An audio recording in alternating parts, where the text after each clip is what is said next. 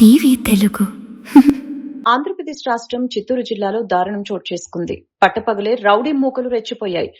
కోటలో senior journalist Jaganmohan రెడ్డిని గుర్తు తెలియని దుండగులు వేట కొడవలతో వెంటాడి కిరాతకంగా నరికి చంపారు. ఈ ఘటన రాష్ట్ర వ్యాప్తంగా పెను సంచలనం సృష్టిస్తోంది.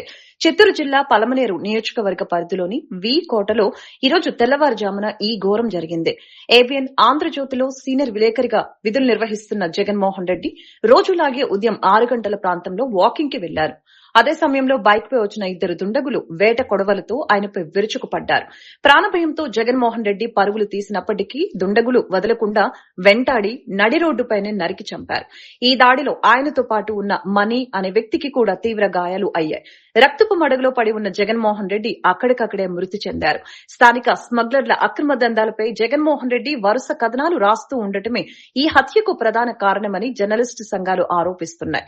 ప్రధానంగా కర్ణాటక, తమిళనాడు సరిహద్దుల నుంచి జరుగుతున్న ఎర్రచందనం, శ్రీగంధం స్మగ్లింగ్ పై ఆయన ఇటీవల ప్రత్యేక కథనాలు ప్రచురించినట్లు సమాచారం.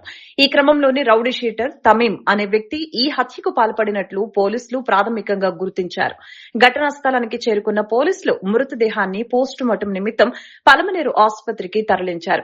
నిందితుల కోసం ప్రత్యేక బృందాలతో గాలింపు చేసినట్లు చిత్తూరు పోలీసులు తెలిపారు. ప్రజాస్వామ్యానికి 4వ స్తంభమైన జర్నలిస్టులపై ఇలాంటి దాడులు జరగటంపై జర్నలిస్టు ఫోరంలు తీవ్ర ఆగ్రహం వ్యక్తం చేస్తున్నాయి. తక్షణమే నిందితుల్ని అరెస్టు చేసి కఠినంగా శిక్షించాలని డిమాండ్ చేస్తూ రాష్ట్ర వ్యాప్త నిరసనలకు పిలుపునిచ్చాయి.